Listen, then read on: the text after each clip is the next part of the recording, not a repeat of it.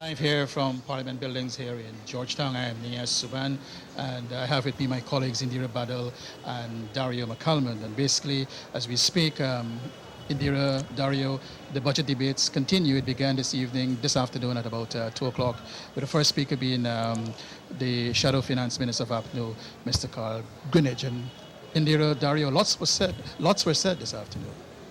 Well, thank you very much, Niaz. Good evening to you, Daria. Good evening to our friends out there. Indeed, this is a very auspicious time. Every year we look forward to the budget reading and the budget debates. Over the next 6 to 7 days, we'll see the 65 members of parliament making their deposition on their views, representing the political ideology of their party pertaining to the way forward in Guyana. As we know, Dario, that the budget was read last Monday under the theme A Better Guyana for All Guyanese, and it is indeed the largest budget ever presented, and it is the 8th budget of the Honorable Finance Minister Ashley Singh, $220 billion. Quite a lot for Guyanese in store. If I may come in here, Dario, one of the things that Mr. Greenidge said is basically a big budget, but basically priorities were wrong. Your thoughts? Well, the average Guyanese every year when the budget time comes around, there's a heightened expectation, legitimate expectation. And people gather around their television, their radio sets, and what are they listening for? They listen to the entire speech, and when they get excited, it's when it comes to the time of measures. When the minister says measures, everybody gets excited. All of a sudden, they want to know what's in it for me. And I think Minister Ashley Singh was at pains to point out on Monday when he presented that while you may not hear something specifically for you, if I were to point out all of the various programs that the government is instituting through this budget, I can show you how it redounds to your benefit. And I think that's very important. People need to see the wider picture of the budget, and that is a program that takes care of social needs, national needs, whatever needs, and it's all built in there one way or the other. And also, I believe that people need to better understand how the budget, the priorities of the budget are put together. And for the statement that Mr. Greenidge made in his presentation, I believe the priorities in the budget, they come from a variety of sources.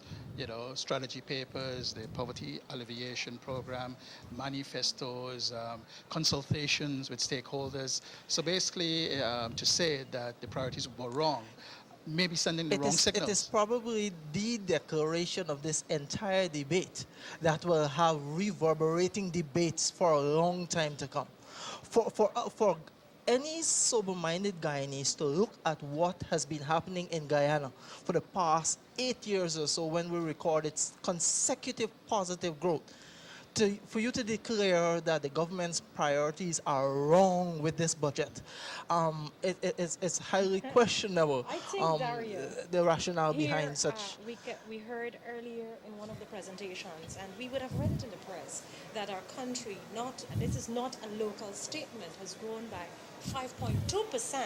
But we're talking about presentations made in Parliament this afternoon. And we'll take a look at the Honorable Carl Greenidge, Shadow Finance Minister of APNU. He talked about a number of issues that APNU would have liked to see included as part of the budgetary allocation. Let's take a look. That in the list of 2012 that had been passed to the government and that we had discussions on were the following: the discussion on VAT and the Berbice Bridge toll, the question of old age pensions and public assistance, not only the increase in those, but a significant increase which we thought should have been implemented, the question of the subsidies to Linden, Kokwani, GPL and Gaisuko, the question of the public service salaries, across the board increases, as well as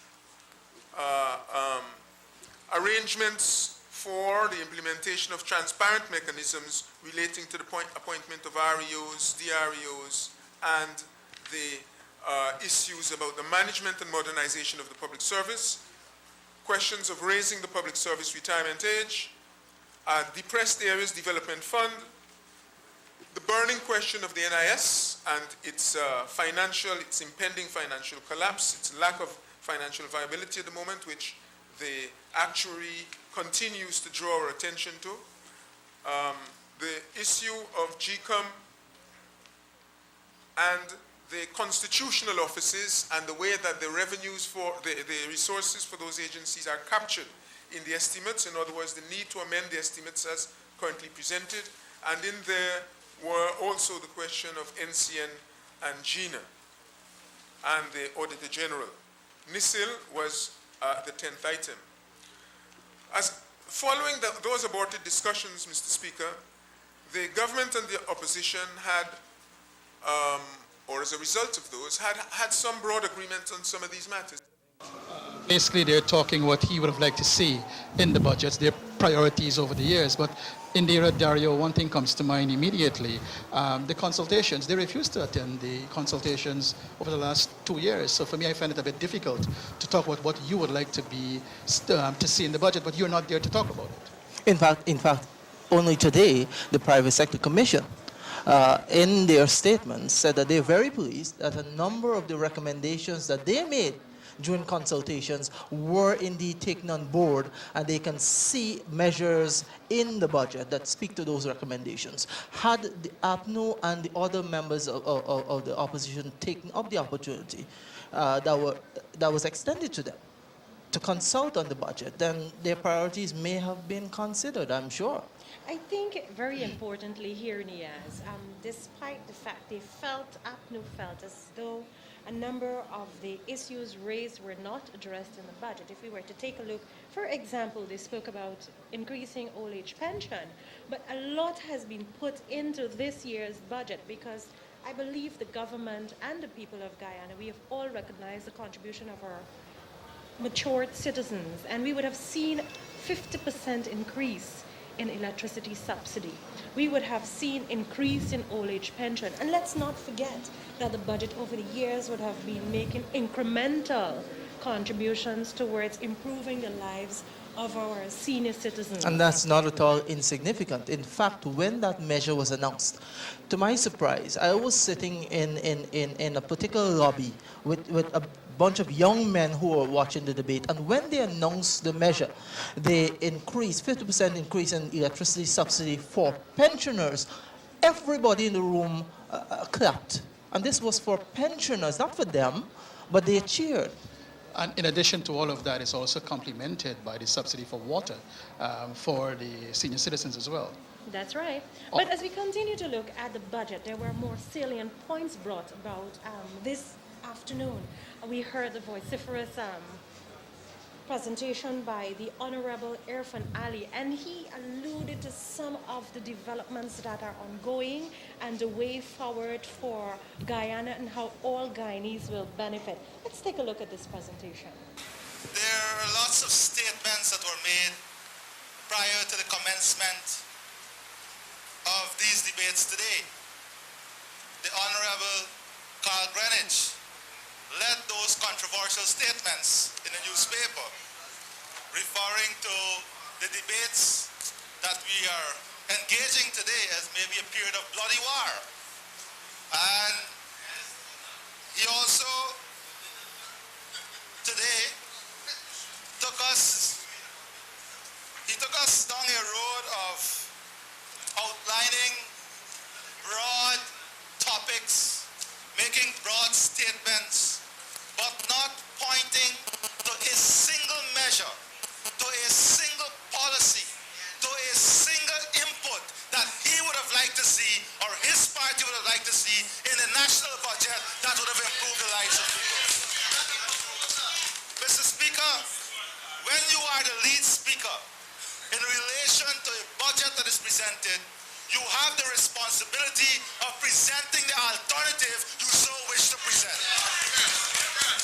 Today, Mr. Speaker,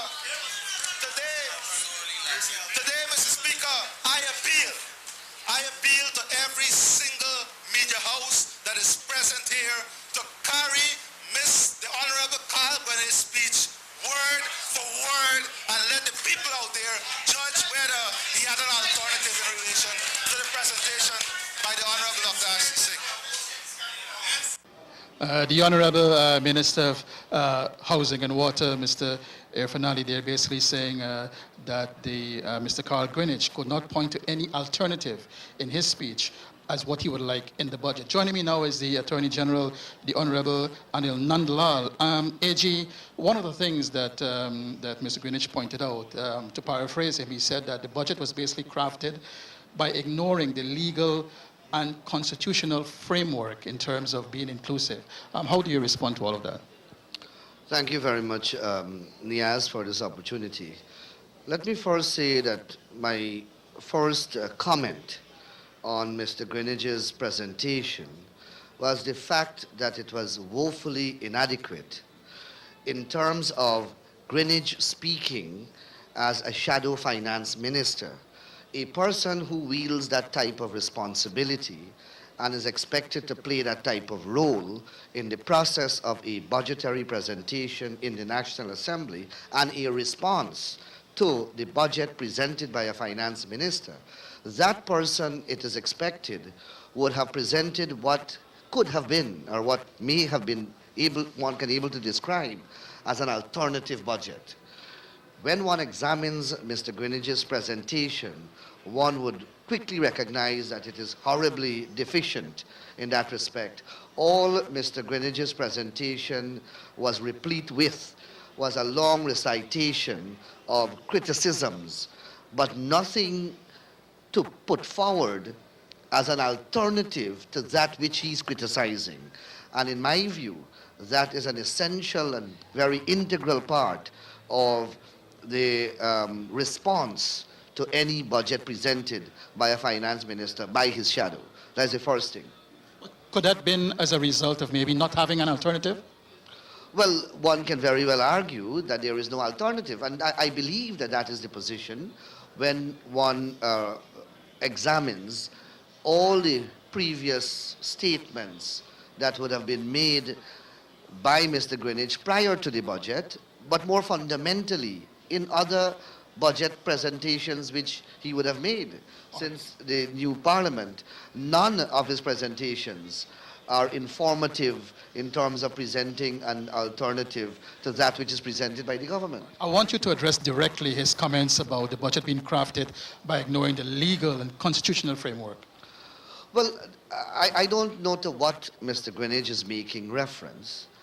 A budget is to be presented by the finance minister in accordance with the Constitution of Guyana, and that procedure was complied with, and the budget was done as it has always been done under the Constitution of Guyana since we gained independence. We made certain changes to the Constitution in 2001. They impact minimally in relation to the presentation of budgets. But that procedure which was followed by Dr. Ashni Singh in the year 2014 is the procedure that has been followed by every finance minister at least since the 2001 amendments were made. So for Mr. Greenwich to argue that the budget is presented in an unconstitutional format is again, they are resurrecting arguments that have no merit. I have articulated repeatedly that if they believe that there is some part of the budget that was done in collision with the Constitution, or some part of the process violates the Constitution of Guyana, then why is it from 2001 to now, or more so from 2011 to now, they have not approached the court to challenge the budget? I have found that, in my humble opinion and in my considered professional view, that their act of seeking to amend the budget is unconstitutional. And I did the democratic, legal thing, which is to challenge their attempt of cutting the budget in the court. And I have been vindicated. All I am saying is that if it is that they think that the budget is unconstitutional, that Ashni Singh employed some method in the presentation or preparation of the budget that collides with, is inconsistent with, or is violative of some provision of the Constitution, the court is the proper place for you to go and get a ruling. And to finally resolve once and for all what is the problem about which you are complaining. Standing year after year repeating the same criticism ad nauseum will not change because no one knows what he's speaking about. All right, AG, I want to thank you very much. I know the debate is still going on upstairs. I want to thank you very much for taking some time and talking. Thank you. Thank you. The Honorable Anil Nandala. I'm going to be joined now by my colleagues again, Indira and Dario. But in the meantime, we're going to go back to clips from the debate this afternoon, and we're going to go to another clip from Mr. Carl Greenwich. At the figures, especially at the estimates and the various economic balances, one cannot avoid the impression that many of the figures have been doctored in order to facilitate balance. If you look at both revenue and expenditures, you will see that. And that, I think, is a matter that must concern us. Well, that was very interesting, Niaz and Dario, constitutionality. And I think at all Guyanese, the nation has been calling for the parliament to stop playing political football and let's move ahead with the country's development. And this year's budget presentation, we heard a lot of how the government plans to move the country forward. Perhaps, like you were rightfully saying, Dario, that at budget time, we all sit to listen, perhaps for the increase in the threshold, or perhaps tax initiatives that will be taken to better the lives of the nation. But quite interestingly, I know you were smiling, Dario, lots of money has been pushed into the development of the infrastructure of the country and the social development of our budding populace. I don't know single Guyanese who at budget time is not listening to see whether they'll get a salary increase or not. It is the greatest expectation at budget time.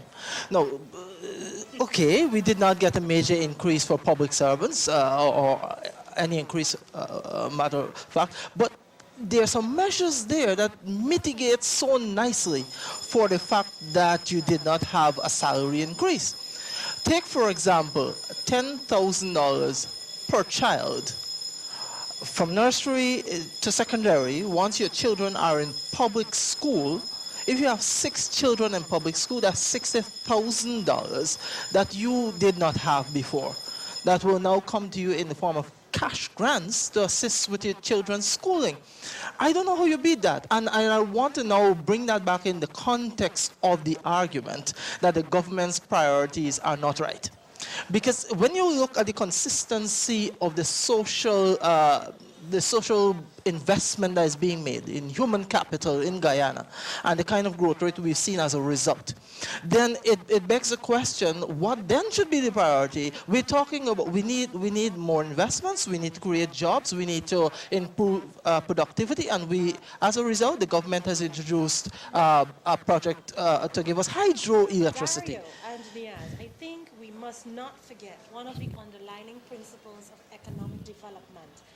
To attract foreign direct investment, we must have strong policies. And we would have seen over the year lots of monies being injected by foreign companies, and of late we would have heard of Qualifund employing 6,000 Guyanese. So perhaps there is something that is right we're doing. But let's take a look what might be some of the things that might be driving the economy to go forward. What is it that foreign direct investors are looking for? If we look at electricity, you talked about hydro.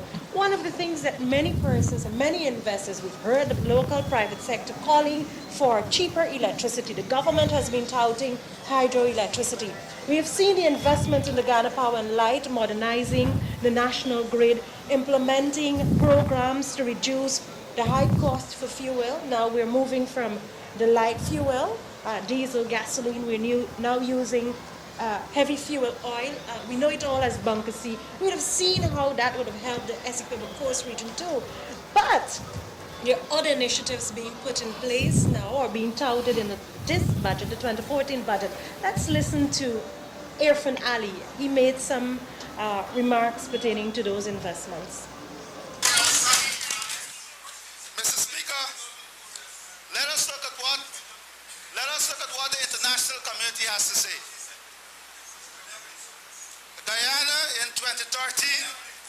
is the highest.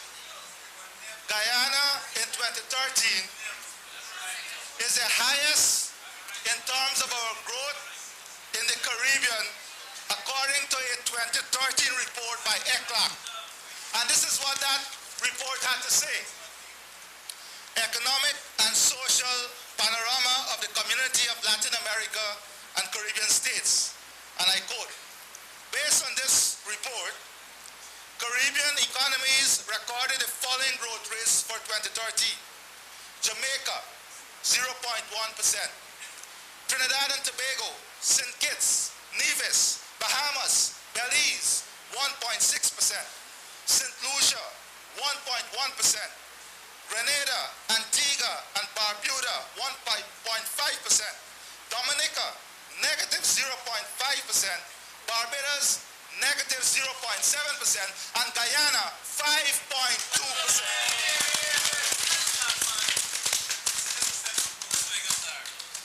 Mr. Speaker, the Honorable Member Carl Greenidge questioned our numbers. Inflation is 0.9%.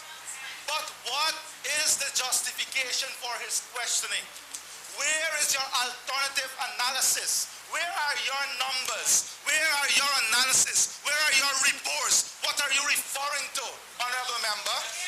We are referring to international reports, independent reports, and the national reports generated by the competent professional staff that work in the public service. Basically, the Minister Ali asking Mr. Greenidge, where are your alternatives? Where are your reports? And he was talking in the context of growth rates within the Caribbean, and Guyana is way ahead of 5.2%. And when you listen to some of the numbers, they're negative numbers in some. We know the shining star of the region. 8 consecutive years of sustained economic growth. And I recall he said earlier in the discussion that program earlier where the Honorable Dr. Ashley Sim was referred to as an accountant. And he said, well, okay, I prefer to be listening to a budget presented by an accountant as to one from someone else who basically presided over Guyana going down into bankruptcy. We just want to point out also that we had invited the Honorable Mr. Keith Scott from APNO to be here with us, and we're still live, and up to now he hasn't been here, but we only have a few minutes left. So as we're about to go out, I see you have some of the measures there in your hand. I think, Niaz, as we prepare to wrap this evening, and you can hear the signal for members of Parliament to return to the room to begin the final session of tonight's proceedings. We are about to wrap, but I think as you listen to the debates, the presentations by two of the main speakers earlier this afternoon, I'm sure you're forming your own opinions. Daria, we would have mentioned earlier that electricity plays a very important role in attracting and moving the economy. But what is the next step? You have to invest in labor, economic principles, and actually the Honorable Keith Scott in his presentation said that he pointed out that Guyana was pegged as having the highest cost for electricity in the region last year. And in the same sentence, he said, we cannot support the subsidy for GPL. But are you going to support the hydro then? But last year they cut the monies that were supposed to go towards making the hydro a reality. So on one hand, you're hearing that our costs are too high, but on the other hand, you're cutting the measures that can mitigate those challenges. But I think also, as we look to see how we have been using the resources, electricity, we're using the young talent coming out of our country.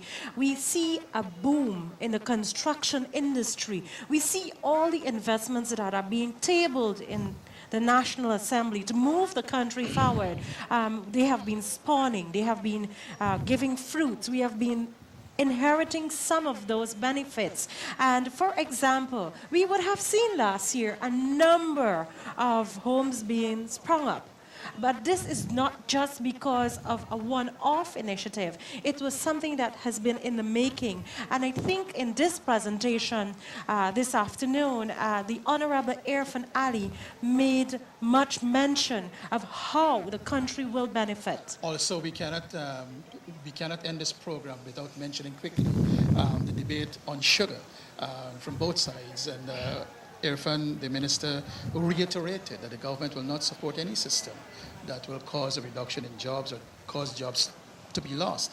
And I'm sure sugar workers across the sugar belt would be very happy once again to hear these sentiments being reiterated by the government.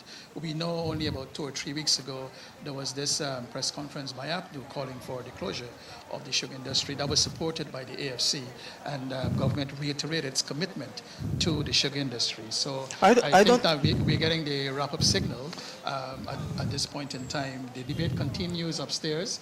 NCN will be bringing you more coverage later on in the night about that. But Dario, Indira, time for us to take our leave. Your closing thoughts. I wanted to quickly say that for me, what I'm seeing in this budget, the priorities seem right to me. When 12,000 new connections will be made in the water sector, new customers, that seems to be a right priority for me. 5 new wells, we're talking about 5,900 new house lots. These priorities seem right to me. $1 billion for rural enterprise development. Priorities seem right to me. Indira? I'll tell you this, Niaz. I think that we are on the right track, but we allow the Guyanese populace to make that decision. Because if you are going to spend billions in the development of the energy sector, take, for example, the interconnection of the 2 systems in Demerara and Berbice. And we heard that in Region 6, the Belvedere industrial site will give much job creation. It shows that there is some amount But the of priorities step. are right. That's right, step to move and to help Good segue. Guyanese to live a better life. That's our tagline here this evening. The priorities are right. And also speaking earlier, we had Dr. Kwame Gilbert, we had Mr. Ronald Bulkan from APNU, and also the Honorable Minister of Culture, Youth and Sport, Dr. Frank Anthony. On behalf of Dario and Indira, Niaz, thank you for watching, and we'll leave you with a clip from the presentation of the Honorable Minister, Irfan Ali.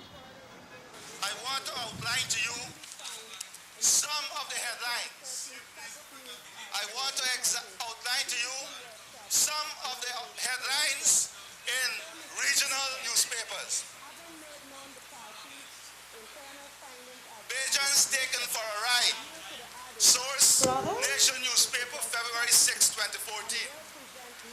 The Bajan government is borrowing 14 million per month to pay 7,000 casual workers. Puerto Rico slides towards insolvency. St. Lucia PM calls for reduction in government spending because they don't have the resources. Wage freeze would go beyond 2017 Jamaica. Grenada government unable to pay arrears to public servants. And this is what, Honorable Speaker, this is what Trinidad Prime Minister had to say. Build homes, create jobs. Build home, create jobs. What that reminds you of, Mr. Speaker? What it tells you about this government that would have created infrastructure for 30,000 new homes in the last 4 years alone.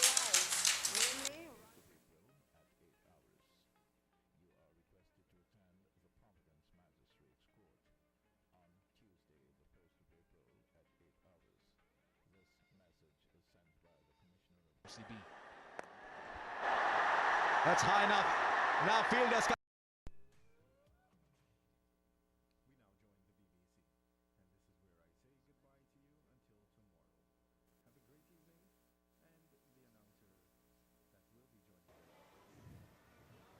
Hi there, we are live again from Parliament Buildings here in downtown Georgetown as the 2014 budget debate enters its second day, still going on as we speak here. My colleagues Indira Badal and Edward, and so far we have had a number of speakers, including Ms. Valda Lawrence, Dr. Nanda Gopal, Christopher Jones, Joe Hamilton, Mr. Trevor Williams. We also had Minister Ali Baksh, Minister Jennifer Westford, and Mr. Desmond Trotman, among others. Indira, Eddie, from listening to the debates earlier, I got a distinct impression again that those from the opposition are trying to say once again that the government priorities are wrong and that government is oblivious of basically what's happening in the country.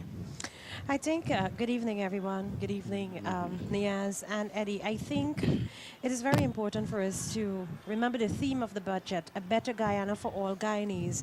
We've heard arguments yesterday, and I think, let me go back before I go into today's presentation, some of the presentations made today. Let's just recall the speech by Dr. Vindia Persaud, and she had called for much emphasis to be placed on the ICT sector. She outlined the benefits of the ICT sector, and she declared it as one of the instruments that would further help to reduce poverty and to create equal opportunities for all. And I would like to pit that against, the presentation made by the Honorable Valda Lawrence, APNU's parliamentarian. She made calls for a number of reforms. Like Dr. Vindia Persaud, Mrs. Lawrence mentioned a number of pertinent issues, but her speech, Eddie, was primarily addressed towards initiatives that they would like, APNU would like to see being put in place for children and the elderly.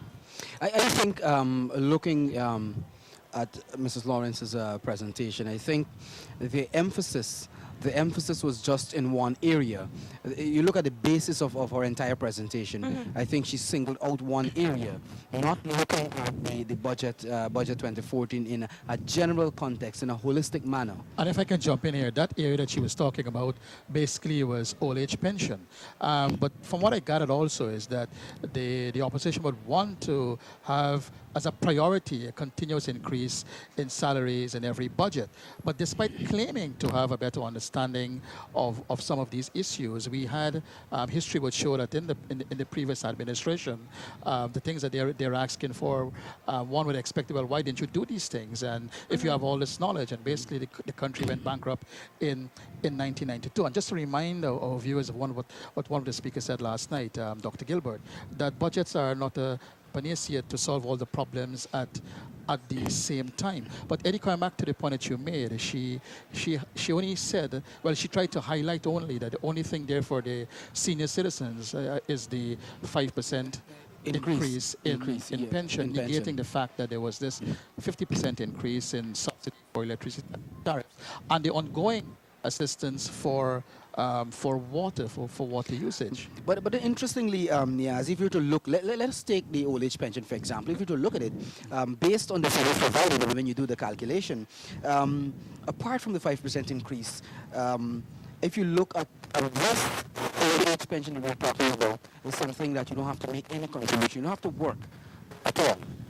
That's right. You're 65, you benefit from it. Previously, we know what was the system, the means test, and so forth. And it's not a salary, it's basically an assistance. But Eddie, we have a clip that we can probably show our viewers, part of what Ms. Lawrence said earlier this afternoon. Yes. In summary, what the minister outlined using many words was pensioners would not get the $15,000 they had hoped for. Pensioners would also not receive the $1,500, which they got as an average yearly since 2006.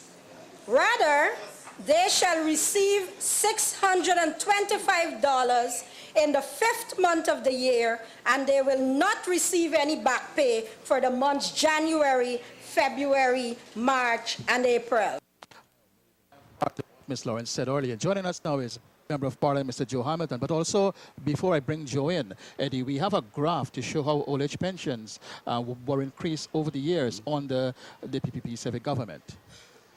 And if we look at this graph, well, this graph, I think, basically, that was how budgets increased from 1993 to 2013, how budgets were increased. And you can see those columns. This is the one that has to do with the increase in old age pension. So, Mr. Hamilton, you were there in the House when Ms. Lawrence was speaking. What do you take on what she said? The thing is, Niaz, I suspect all the opposition political leaders are speaking to old age pension like if it's a salary.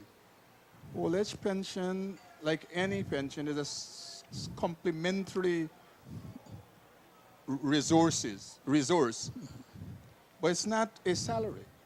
And that, I think that is, and the Minister of Finance was making the point that apparently the government has become its own enemy in the sense that because over the period they have been raising pension every year substantially, this great expectation is created whereby the politicians on the opposite side is spinning it like they're expecting a salary to be paid to old age pension. But Joe, I want to speak specifically to some of what you said earlier, and you examined various issues in the health sector, and I heard you basically saying that this kind of contradiction that the opposition seemed to be condemning aspects of healthcare, but at the same time lauding government for people living longer. Yeah, that is the point that out of Ms. Lawrence's own mouth, she has indicated from some report, extant Guyana, where the average lifespan now in Guyana is 70.2 years.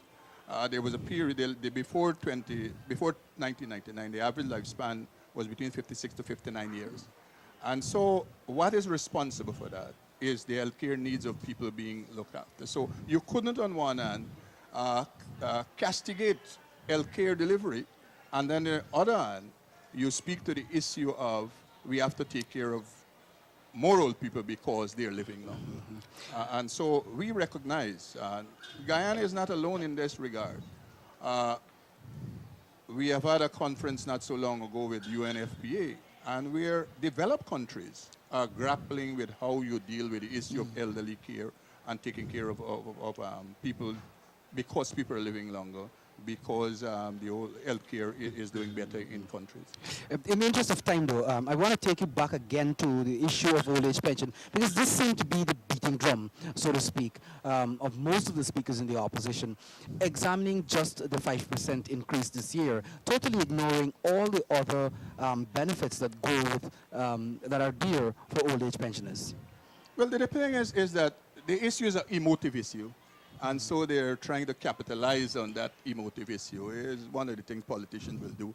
When substantially, if you pay attention quickly, I would say, and that's the point, all the opposition parliamentarians criticize the budget, and they put nothing on the table to say that this is what I will do if I get into government. And that is what is missing from all the speakers, including the financial czar of the opposition, Mr. Clark Greenidge. All right, Joe, I want to bring in another clip, but before we get there, in the context of salary increases, because she spoke about, or she alluded or implied that there was no increase in salaries. But when you look at the history over the last 20 years or so, in 1992, the minimum wage was $3,127. In 2013, that has been raised to $35,000. And if my maths is a bit right, I think we have like about 1,000% increase from 1992 to 2013. We have a graph that maybe we could have put up there to show how salaries would have increased over those years. And when you look at that clearly, Joe, this speaks to commitment to improving salaries. Yes, but the point is again, salaries is not standing there by itself. More people have out-of-pocket, they have money to spend because their healthcare needs are being facilitated. There was a time when you had to go and pay for the X-ray. You had to go and pay to extract your teeth. You understand me, for you and your children. Now that is taken care of by the state. And therefore your salary, whilst it is increased, it is a real increase because you don't have so much social expenditure like you would have had in the past. Joe, I want to go to what some of what Dr. Gopal said, Eddie, and he put in context of how real wages declined under the PNC administration, and he basically put in context a response to what Miss Lawrence would have said earlier. We had the infamous Hoyt Circular, which proscribed collective bargaining. No agency, no one was allowed to engage in any form of collective bargaining and settling any agreement with anyone. That's what we had in the 1980s. In 1979, we had the withdrawal of increments and refusal to pay workers their benefits. While for 2 years in the 1980s, there was introduced a wage freeze. That must be measured with what has happened between 1992 to 2013. In addition to that, Mr. Speaker, the situation in the country in the 1980s got so miserable and so desperate for workers that analysis done by high-ranking economists, including Professor Thomas, showed that real wages in the 1980s declined by 45% below the 1942 level. In addition to all of that, Indira, you're back with us. From 2009, to say that there have been no increases in salaries would not be correct, because we are still in 2014, and we have seen over the years that at the end of the year, His Excellency would announce an increase in salary. And if you go back from this, from 2009, it has been 6%, 2010, 5%, 2011, 8%, 2012, 5%, and 2013, 5% as well. So there has been consistent increases in salary despite what happened in the global economy and what's happening right here in some countries in the Caribbean where jobs are actually being lost. I think it's important to know that as a result of the strong fiscal policies, that is why we are seeing these developments. That's why we're seeing workers being given that ability to negotiate, because these increases were not handed down by government. They were negotiations. We've seen freedom in expression of workers. We've seen tripartite meetings to resolve issues, and we have seen more emphasis being placed on workers' rights now. But I want to make this point because, Niaz, you spoke about these, the continuous increases over the years. And I think one of the things you hear coming out, especially in the presentations from the opposition in this debate, is the fact that this emphasis on, this narrow emphasis on just salary increases. I mean, all of us as workers would like to see maybe 50-60%, but then you have to look at it in a broader context.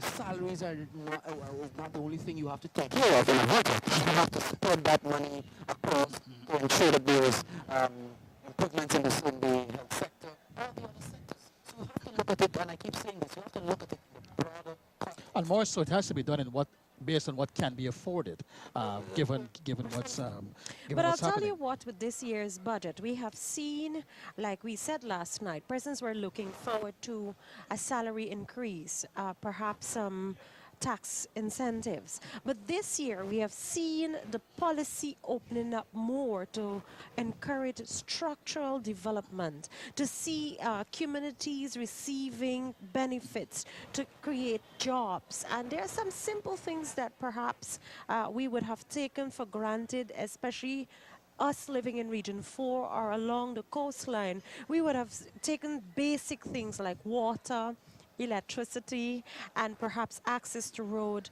medical services for granted. But we would have seen now, perhaps over the past 5 years, a continuous emphasis on the equitable distribution of wealth. And perhaps because of these focuses, we would have seen major developments in terms of our young people's development. Now we are proud to say we have achieved a number of the MDGs, which is very good for us. I would like to ask our technical people if they can put the graph back up of the budgets over the years from 1993 to 2013. And when you look at that, Indira and Eddie, what you'll basically see in 1993, it was $33.3 billion. When you look at 2014, it's $220 billion, almost just more than 7 times, I believe, of what it was in 1993. And to be able to achieve that kind of allocations for resources to Guyanese across the country, that has to be something that was a result of prudent management over the years. And I think the point was made. The point was made during, I think, the housing minister's presentation when he gave an analysis of the $1 billion that is going towards, I think it's the Rural Development Fund, if I have the name correct. Yeah, that's right.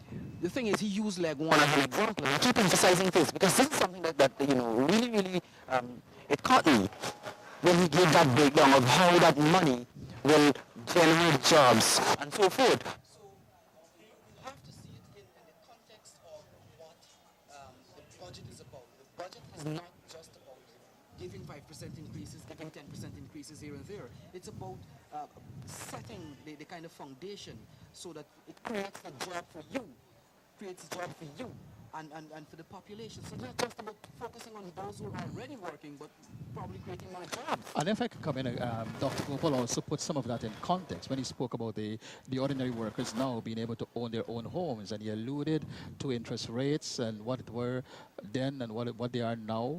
And also he talked about the expansion of the banking sector, where you have branches in various parts of our countries. And maybe we can get a snippet of what he said earlier. When you look at the economy, Mr. Speaker, you will see progress in the banking sector. With over a decade of progress in the banking sector, profits increasing, asset base increasing with every passing year. Look at every one of the financial reports. Look at large companies, Mr. Speaker, and you will find that every single large company, and even those mushrooming, are becoming very, very large companies, establishing branches outside of Georgetown. Georgetown is no longer the hub for business activities. Almost in every village, in every region, there are many business activities and employment creation in these areas. That clearly was not by coincidence. That is true. I think it is important here. Let's look at concepts, policies, and how our country has been growing. Over the years, we've been seeing developments not only on the coastline, but we're seeing an inland shift. And it shows that wealth is moving from a pocket, because we always had, many persons would have considered coastlanders to be the wealthy ones, but now we're seeing schools, medical facilities, job creation, and even lifestyle of people has been improving in the rural, what we would have considered traditional rural economies. But again, let's go back, Niaz, to the graft of the injection of resources into the economy.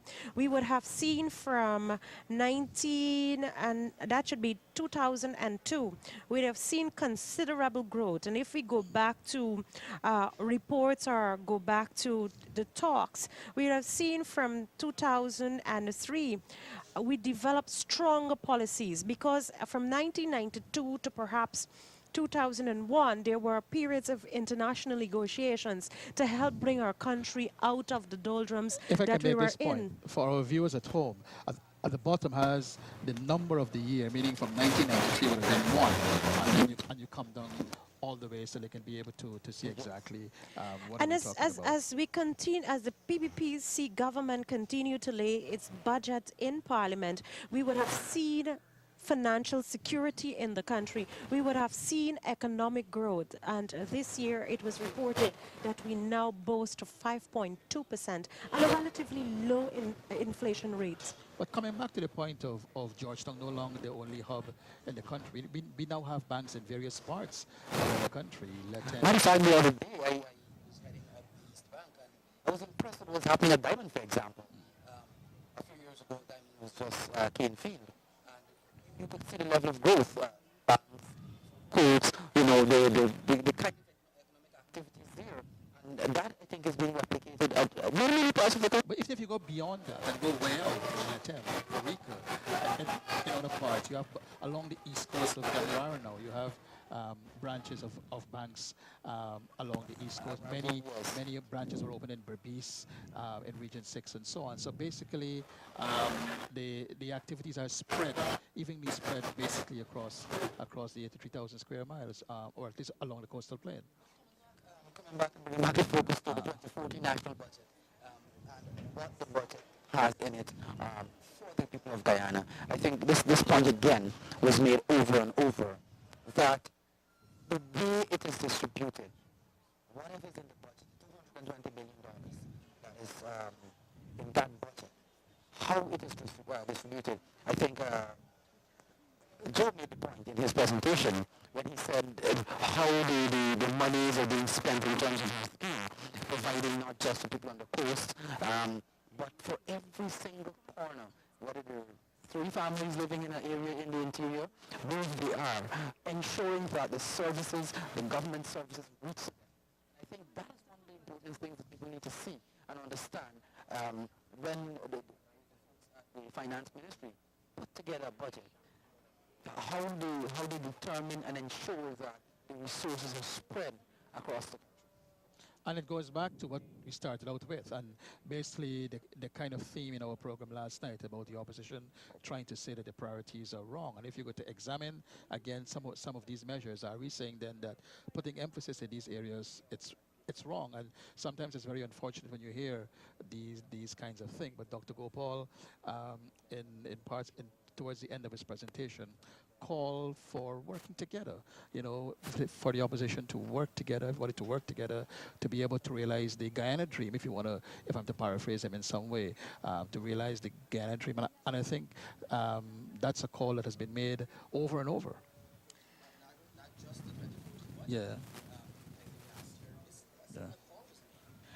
To realize that Guyana dream. So one of the things, and I keep saying this, I keep going back to this, is understanding. And I think there wasn't enough examination of the budget before conclusions were drawn. That's my personal view. I don't think there was enough examination to understand why resources are put here or why resources are put there. And that is why that idea of, there is no salary increases in the budget, because there was lack of some proper analysis and examination of the budget. Let's take a look at this. We're talking about a budget, and we're talking about a budget for the people of Guyana, making life better. Look at the development of our frontiers. For example, in Region 6, which is primarily the hub for the sugar industry, we see much money being put into the development of the Belvedere industrial site, and I think last night the Honorable Irfan Ali broke that analysis to its simplicity for us to understand the importance and how government is cushioning the impact, because we realize that sugar is a finite resource. At one point we will have to diversify. In Region 10, bauxite is a finite resource. What is government doing to put the country or empower the people of the country to look ahead with some amount of optimism? All Guyanese, I'm sure, we're all awaiting that smooth link from Lethem to the coastland. When we open that frontier of Lethem, Region 9, bringing products from Brazil using our deep water port, Linden plays a very important role, and some Guyanese have echoed the sentiment that it will be removed from a mining town to perhaps a service-oriented town. So what government is doing there? They have recognized the importance of developing, again, the electricity sector. We have seen the amount of money being injected, and today we would have seen in one of the dailies of the Chief Executive Office of the Linden Electricity Company calling for Lindeners to conserve on electricity, and let's see how they can reduce the subsidy being offered. And perhaps with this mode and persons looking towards the development of our country, let's work together to move the country forward. Before we go, I think we have just like about 4 or 5 minutes. The Honorable Minister of Culture, Youth and Sport, Dr. Frank Anthony, he spoke last night, and he was able to put in context and explain the investments in programs for young people. Of course, he has a very large ministry, Culture, Youth and Sport. We are thankful to the Commonwealth Youth Program.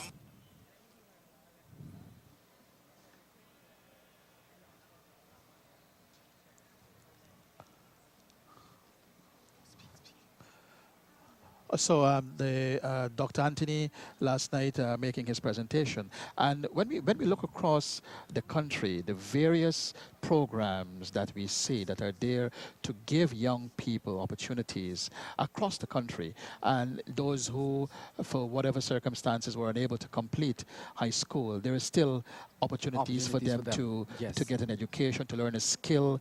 We've seen many of them graduating over the years. Even Dr. Gopal, in his presentation this afternoon, alluded to the Board of Industrial Training and all these other areas that you have children that are young people who are given this opportunity. And that's the point. That's the point I made earlier about putting programs in place. Remember, I said the budget is not just about maybe salary increases or little increases here and there. It's about putting programs and policies in place so that you forward thinking, forward planning, ensuring that you have proper systems in place to to benefit the population, not just for a short moment, but for, you know, a longer period. And those programs, those very programs that you spoke about, training young people who would have not been able to make it through secondary school, the formal system, to go and learn a trade so they can become employable. But Eddie, if we go back a few years back, when we hosted Cari Festa, hundreds of young people were trained, and theatre basically was kind of brought back to life. We have a music school now that is functioning. We have a theatre school that is functioning. I think last year you had the first batch of graduates coming out. So there are many opportunities now that are ingrained in the policies of the Ministry of Culture, Youth and Sport to give opportunities to young people. Talking about the development of young people, I think also last evening in her presentation, the Honorable Jennifer Webster alluded to initiatives taken by the Ministry of Human Services to help those children who are perhaps less fortunate or would have experienced some amount of trouble in dealing with situations. And the Child Protection Agency has been doing a phenomenal job. But it is not only policies. As citizens, we have a responsibility to work with the authorities to ensure that the policies are implemented for the intended beneficiaries. Because it's no use you spend millions of dollars to say, let's put laws in place to protect children. But yet you as a citizen, or we as citizens, see children abused and we turn a blind eye. There are going to be policies, there are going to be investments, but we need to make sure that these policies are implemented, the persons they're intended to reach, they're the beneficiary. Coming back to that too, now you're talking about young people. The Ministry of Youth, Sports and Culture has a number of programs, but for those children who would have come through the state protection system, perhaps put under protection by the child care agency, there is now a halfway home or a transitional home in Sophia, whereby those persons, once they would have attained the age of 16, would be prepared to enter into adulthood and to be firm, sound, responsible citizens. Well, that's all the time we have for you in our analysis of budget debate day 2. Today being the 1st of April, day 2. It continues for the rest of the week. Eddie, any closing words? Yeah, I just want to say I think the debate generally in the House is picking up. You had some very, very good presentation, entertaining presentations today. The presentations are continuing, and the momentum, it's gaining momentum. I do hope that there could be some common ground at the end of all of this, and we could have a budget that can continue to take Guyana forward. Indira? I think it is important while we sit here and we are debating or we are attempting to look at the budget. Remember, you too can share your views. That's very important, Niaz. We're encouraging persons to send us their comments via the NCN Facebook page, and we'll be taking a look at your comments tomorrow. So please remember, you too have a contribution. Hey, Indira, on behalf of those two, Niaz Suban saying so long. Thank you for watching.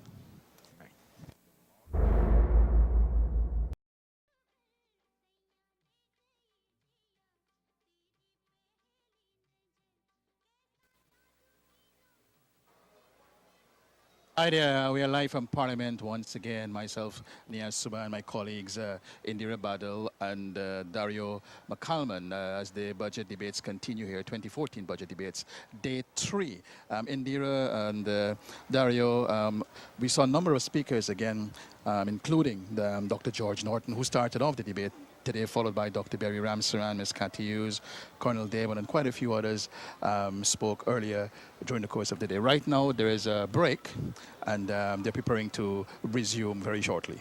Well, if I may, good evening, everyone, and good evening, Niaz and Dario. Dario, I think this evening we would, or actually today, we would have noticed a different tone in the debates, more solemn, more recommendations being made for improvement, and we would have seen a number of presentations being made, lots of discussion, but I think it was different compared to yesterday, Dario. Actually, I thought it was very constructive. I was pleased when I saw MP Honorable Cathy Hughes rose today to offer and take up the challenge from the Finance Minister to offer an alternative budget.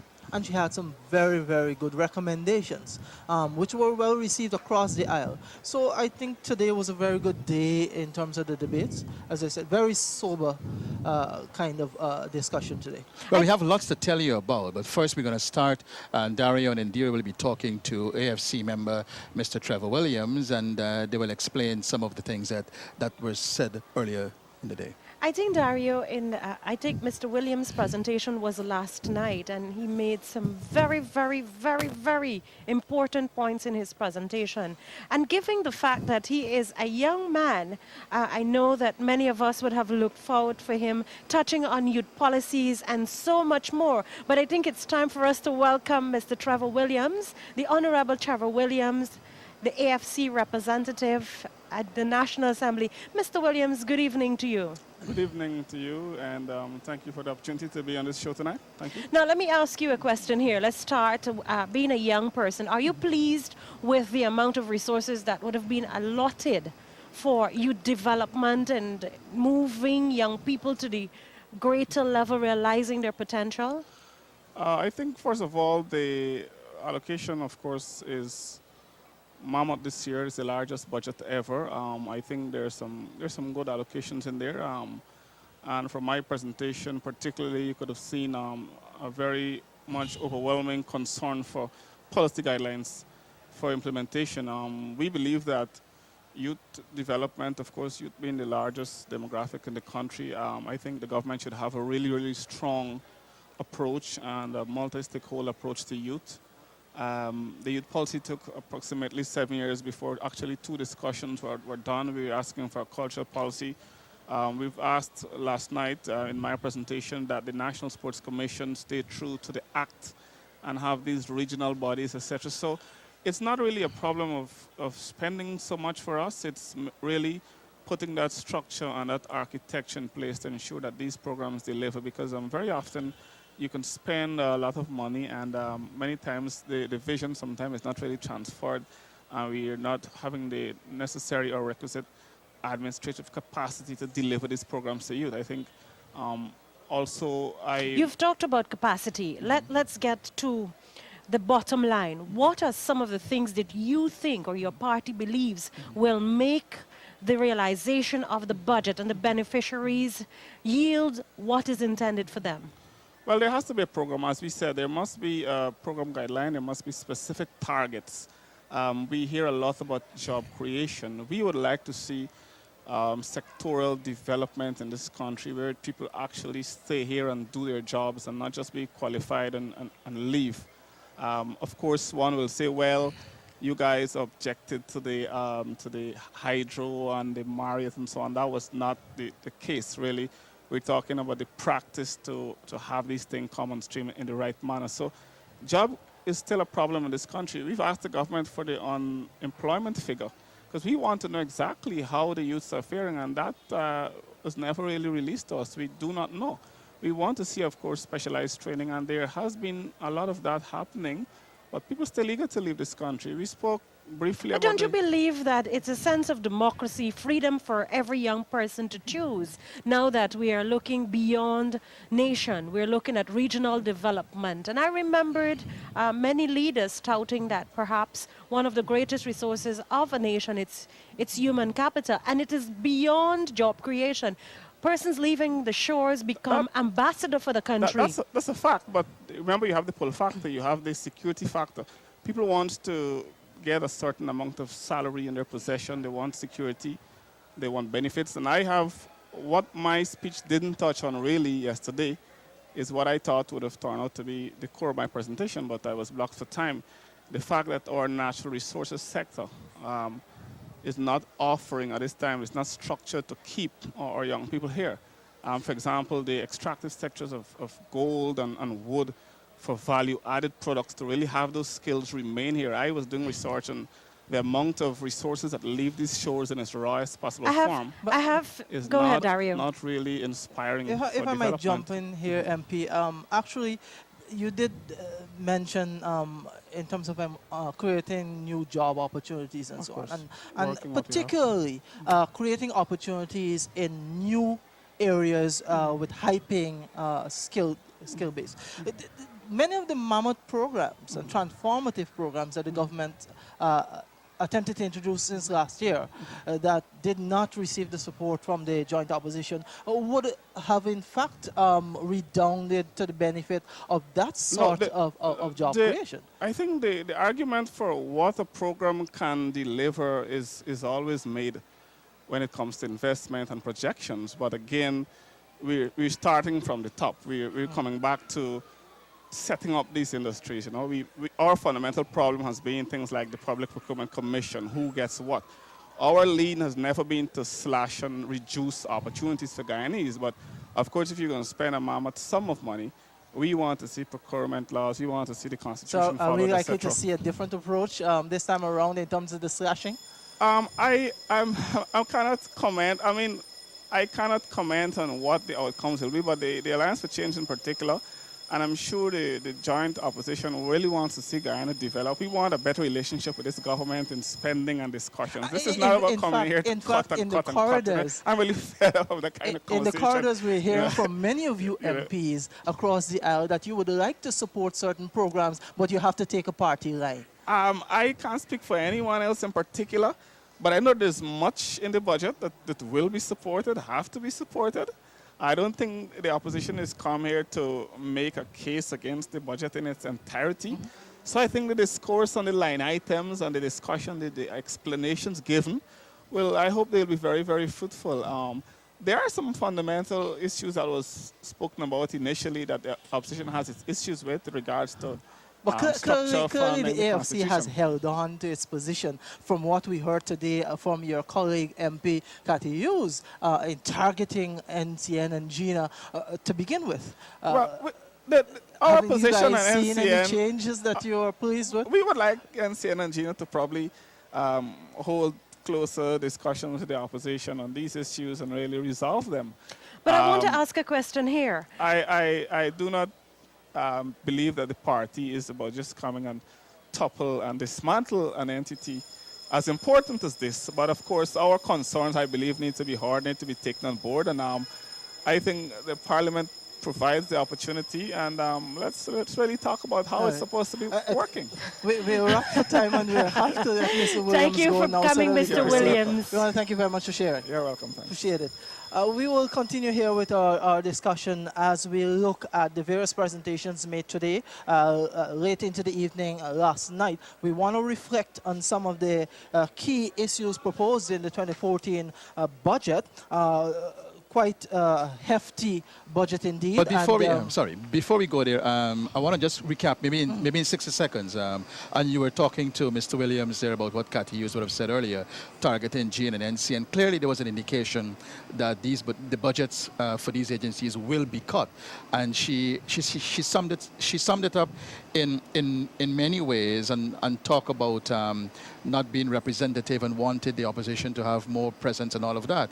But clearly we have seen over time that the opposition, they were invited to participate in discussion programs. They refuse. They're covered in the news and everything else. And Dario, Indira, sometimes I get a distinct impression that clearly the role of GINA is not understood as to what GINA is as distinct from what NCN is doing. Because certainly since last year when the issue of cutting of GINA and NCN came up, I believe the key players in the industry were very, very keen on distinguishing the roles of GINA versus NCN, and the fact that GINA has been set up to represent the government of the day, while NCN has a much broader mandate. And don't we have empirical evidence, as I understand it, that NCN has been taking an active role in trying to involve the opposition in various programs, issuing invitations after invitations for them to play a role in those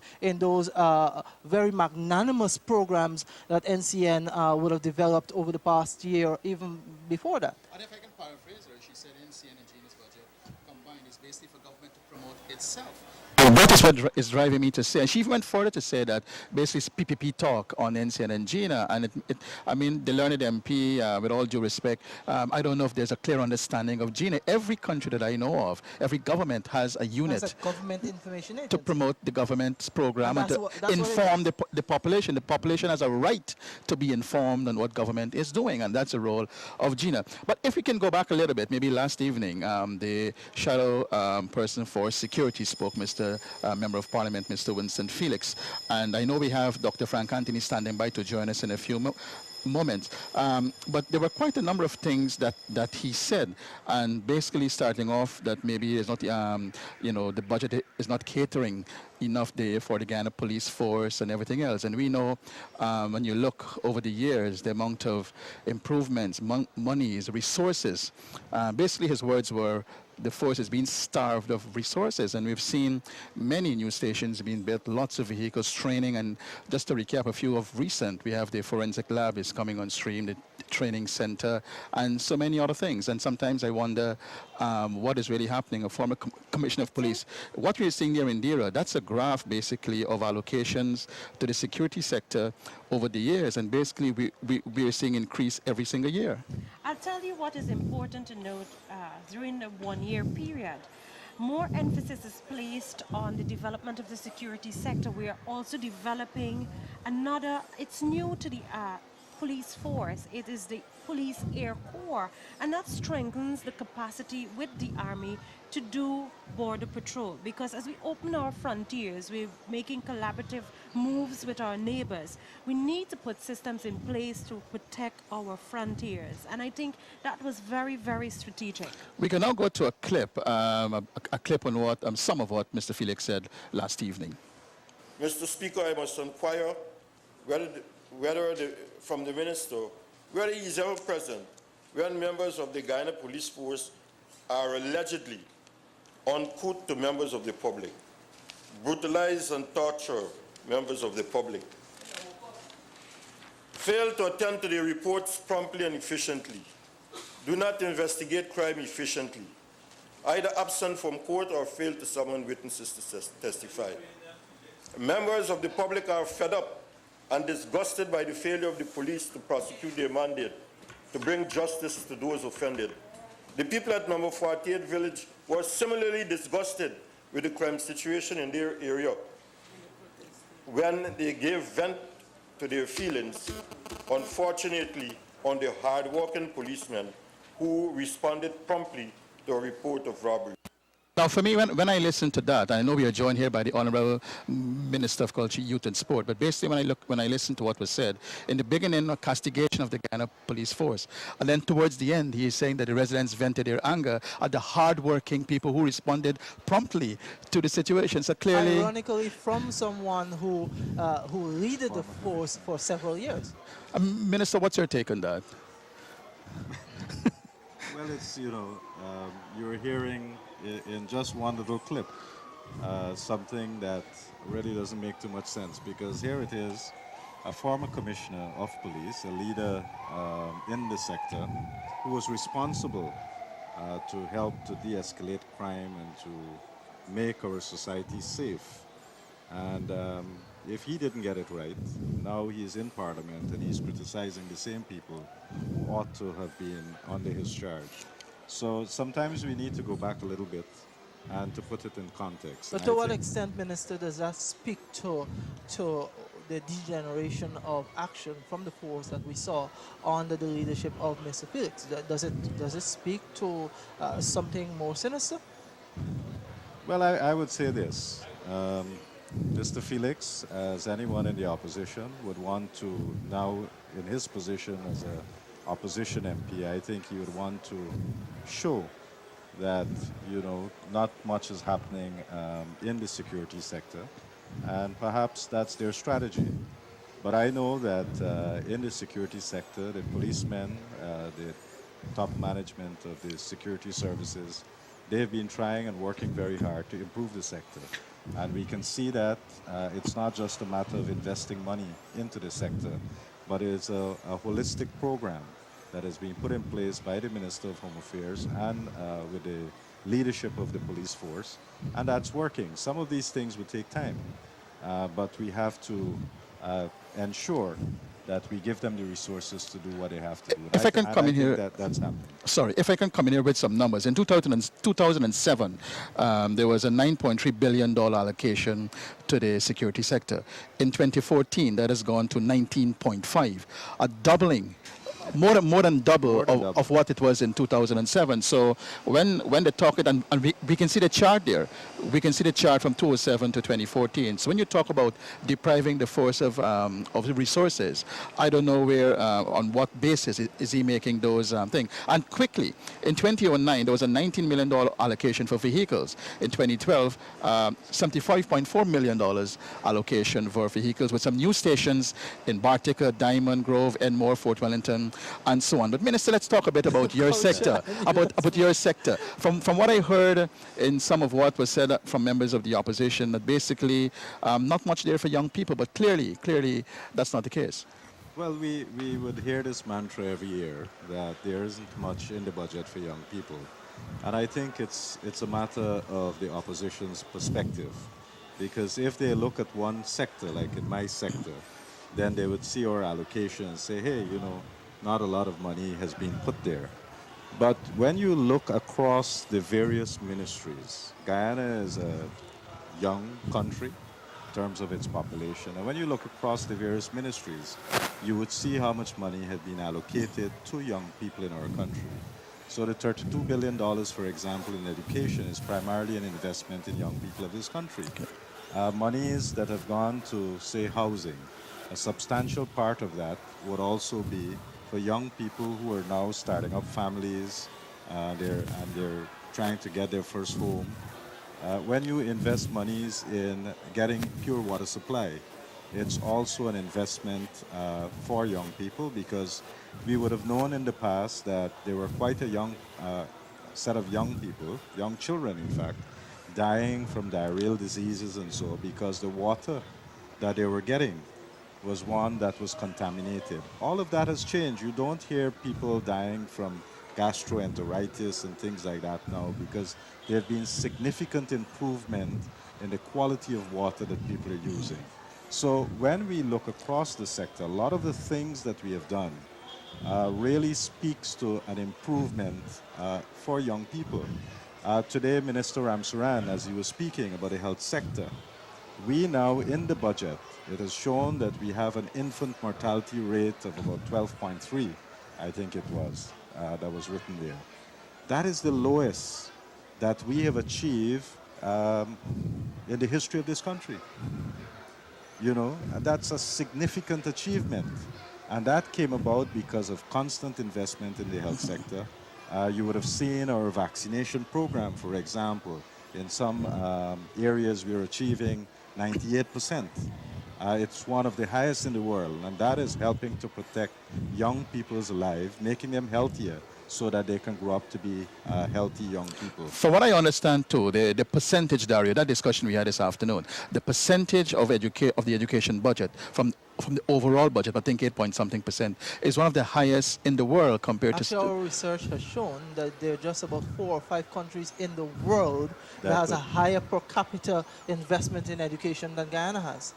And it shows the government's emphasis. And this is not new with PPP governments, PPP has always believed in investing in education. And if you go back and look at the history of the PPP, from the 50s, when the party first got into government, has consistently invested in education. We were the ones that expanded primary education, brought secondary education and expanded that, started tertiary education in this country, and we continue to put money into education. And there's a very popular saying that Dr. Jagan used, and his vision and his thing was that your ticket out of poverty is through a good education. Yes.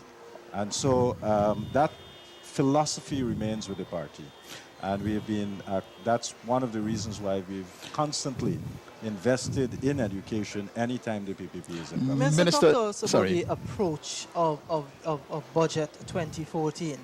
I believe it's refreshing to see today that one AFC MP has taken up the challenge to propose alternative measures or recommend additional measures that could make the budget even stronger. What is the approach this year? If we see more of that coming from the opposition, is the government willing to acquiesce and take some of that on board? Well, it's important that we hear alternatives. What has been lacking in this debate so far has been the opposition coming up with ideas of their own. We have only had one instance where a few proposals were made. But if we go to the area of sports, for example, last night we had Mr. Trevor Williams, who spoke extensively on the area of sport. But really, there wasn't much that he was saying. He was just criticizing what was happening in the sector. We have, for example, he said that the ministry is visionless. But he hasn't given any information about why he believes that this ministry is visionless. But in the meantime, over the last 8 years or so, we have been able to build for the first time in this country a national stadium. We have been able for the first time in this country to build an aquatic center. And we are adding to that aquatic center by building a warm-up pool. This is happening for the first time in the history of this country. In addition to that, this country never had a synthetic track. We are now putting that in place. We are funding that totally from government resources, so it's a multi-year project. In addition to that, in the entire Caribbean, there aren't public squash courts, for example. We have built the first public squash court.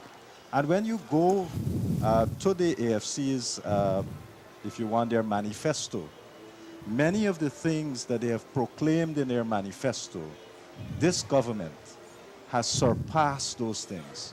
So sometimes when they come to the floor, it's all about cheap politics. And if you don't put forward ideas, if you're not coming with ideas of your own, then it doesn't make sense. All right, I hate to intervene, Minister, but I think we have to say thank you. I know time is thing. I think we're getting a signal here that we have to go. But thank you for sharing those pertinent information. And as Minister Anthony takes his leave, as he has to return to the Assembly Hall upstairs, he mentioned also that Dr. Berry Ramsaran also spoke, and there were many other speakers. But before we go, many things were said. And I don't know if we have time to show you these two clips, where one, Dr. George Norton, speaking on behalf of the APNU, and he said that nurses are being paid peanuts, and Dr. Berry Ramsaran responded by saying that nurses' stipend, these are nurses students we're talking about, is not a salary. Let's take a look. Nurses must be considered for duty-free concessions for motor vehicles. And special arrangements for adequate housing must be put in place for them, among other benefits including appropriate remuneration, and they must become entitled to adequate risk benefits. That's right, that's right. This will certainly contribute in a very large way to the lowering of the high rate of attrition. If the nurses are paid peanuts, the nurses will give you a corresponding quality of work. The nurses are allowed 3 receipts. One of the reviews that we're doing is that should we say that this is too much? Is this one of the reasons that they do not push their best? Those are things we need to look at. Those are, because you know what? You know what, Mr. Speaker? When we are having them receipt, they still get the stipend, though small it is. And I want to address this issue of stipend and pension. The stipend is small because it's not intended to be a salary. It's not intended to be a salary. In some cases, we provide limited spaces in our dormitories. This is to facilitate persons who might have come from the hinterland or are in difficult circumstances. Well, and of course, both speakers this afternoon expounding on issues as it relates to health. I think this is all the time we have. If I'm getting the the signal right. But before we go, we want to show you. Discuss. Time already. I want to show a chart here about the monthly income, the income tax threshold, how that increased over the years. So when last night, as we were talking, when people are saying that there are not certain things that they're seeing in the budget, it's a holistic thing and over a period of time. And there we can see And how talking that about has holistic increased. approaches as well. The Minister of Health today highlighted that the leading causes of death in Guyana remain diabetes, hypertension, and cancer. And yet we're seeing indications that the opposition will again not support the establishment of the specialty hospital. From my understanding, this hospital is intended to make it affordable for Guyanese to be able to get special treatment, specialized treatment right here at home at a cheaper cost than if the government were to send them overseas. In fact, we'll be able to attract people from around the world to come here to be able to take treatment, sort of a health tourism as is being promoted in other sister Caribbean countries. I think that is so true, and it shows that our budget, our economy is moving to another level. It is diversifying itself. Traditionally, we relied on our natural resources, primarily the agriculture sector and mining, but now we're seeing more resources being injected into other facets of our development. And if I can echo Dario's sentiments as we close, it's ironic that they talk about these services not being there. When they're being in the budget, they're talking about cutting them. And quick highlight before we go. Today we had quite a difference of opinion between the two opposition parties. Last evening, MP Keith Scott frowned on the idea of the establishment of a hospitality institute. In fact, he said if Guyanese were to travel to places like Jamaica and other Caribbean countries and see what those institutes are producing in terms of skilled personnel, that surely Guyanese would not want their sons and daughters to be like that.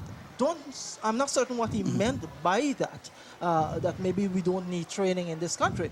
But today, we heard from MP Cathy Hughes lauding the opportunity to have such an institute set up in Guyana and saying very emphatically that it's a step in the right direction for Guyana.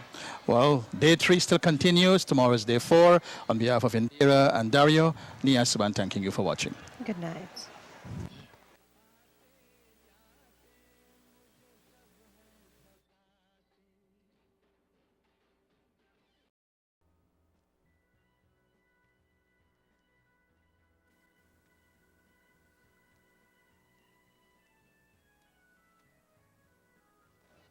Hi there, it's day 4 of the 2014 budget debates as we come to you live again from Parliament Buildings here in Georgetown. Nia Suban here with my colleagues Indira Badal and Dario McCalman. And the big news overshadowing some of what happened this afternoon. Great debates again this afternoon, but Indira, Dario, the big news, the resignation of APNU Member of Parliament, Mr. Jai Paul Sharma. I think it came as a total surprise to everyone. The opposition seemed profoundly surprised when the news was announced.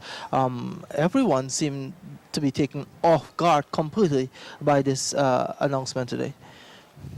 I think that was indeed one of the developments that really shocked society because the tone that was set yesterday, it was one of developmental issues. We saw last night some recommendations for consideration, and then today, just as they were about to begin session for the 4th day, the announcement of Mr. Sharma's resignation. Well, the Speaker said he got the resignation about 12:30 just afternoon today, and as we speak, there is a break on, and we are told that we were informed by, that there is a meeting going on with the leadership of the Partnership for National Unity, probably looking for a replacement as soon as possible. But Dario and Indira, I know Mr. Sharma spoke with members of the media earlier during the course of the day, And from what we understand, among other things that he said, from what we understand, it seems as if there's some kind of division that is developing, or probably is now coming to the fore within the Partnership for National Unity. And what has happened here, his resignation meant that the Justice for All party is now not part of that partnership. And I think he told NCN that he was making this decision because he doesn't feel competent any longer to remain a member of the August House, and that he is making way for the partnership to find a more competent replacement. Well, as I said, many things were said, but we were busy in listening to the debates earlier. But from what we were informed, that could have been one of the sentiments that he expressed. But what we do know, more of this will be said in due course in the media. We'll inform you as we go along. But coming back to the debate, day 4, we saw a number of speakers again, starting with APNU's Mr. Joe Harmon, followed by the Honorable Minister of Amerindian Affairs, Pauline Sukai. We had Mrs. Indira Chandrapal, Ms. Renita Williams, Mr. Komal Chan, Dr. Karen Cummins making her first speech as a member of Parliament. Actually, we're hoping to have her appear on this program before we come off here, given the fact that it was her first presentation as MP, a new MP in the House. So hopefully we'll be able to get her. We have our folks trying to convince her to come down. And of course, she replaced the late Mrs. Deborah Bakker. Yeah. And also we had Dr. Mahadio. We also had Dr. Leslie. Interestingly enough, Mr. Jaipal Sharma was slated to speak this afternoon. Yes. He was slated to speak this afternoon. We had Dr. Leslie Ramsamy, and we still have some speakers on. I think notably too for the evening's presentation, we had a powerful presentation by the Honorable Agriculture Minister, Dr. Leslie Ramsamy. I loved his fluency, his diplomacy, his courage to ask the opposition to let's work together to put country first rather than party ideology. And we'll be sharing with you a few excerpts from that presentation. A bit later on in the program. Actually, the recurring theme in his entire presentation was, what is wrong with you? Yeah. Why can't you see what I'm seeing? Well, Mr. Joe Harmon was the first speaker this afternoon, and we have a clip here from what he said. My colleagues, let's face it. Dr. Singh and his budget team are tired. And they have produced an uninspiring budget. So uninspiring that the Honorable Minister himself in his presentation seemed to have been infected by that tiredness of his team. Thank you, Dr. Singh, for many years of budget presentations. But I am of the opinion, and one which many persons in Guyana share, that this is your worst presentation. And that you should follow that small voice within you, which must be saying, give it up, Ashley. Enough, no more. Find another job. Time to go. Sorry, Ashley. For me, I think that was one of the biggest surprises in terms of presentations for this entire budget so far. It's so contradictory in terms of what Minister of Finance has presided over the past 8 years. Consecutive growth that is palpable. And yet you have an MP from the other side saying to him it was his worst presentation, a presentation which predicts another 5.6% growth for this year. And there seems to be quite a disconnect in what MP Harmon was observing there from what in actuality is the essence of this budget and what it has led into from the past few years. But what I also saw, sorry Indira, what I also saw was an attempt not to present an alternative, suggestions, for the budget, what they would like or what he would have liked to see in the budget. Instead, what we had was an attempt to use the word loosely, attack the budget and to tell the minister, well, this wasn't a good job at all. You know, it's good sometimes to look back at our scholars and our historians. And in 1955, the Caribbean scholar Arthur Lewis, he's renowned for his work. I think he even had a Nobel Prize. He said, advantage of economic growth is not the wealth, but the increased happiness. It also looks at the range of human choices. And here in Mr. Harmon's presentation, while he said he made that move, some people might say it's moving, it's somewhat derogatory to Dr. Ashney Singh. He made a recommendation, a call, and last year we would have seen APNU cutting aspects of the hinterland budgets. But yet in the same breath this year, they made calls for infrastructural development within the regions. And it's very, very much interesting. Even before he spoke about the hinterland, he called for some airports in some region. But Municipal airports in the hinterland. I think 1, 8, 7, and 9. But before even we got there, he also reiterated a call that the opposition has been saying that they want the toll for the Berbice Bridge to be reduced.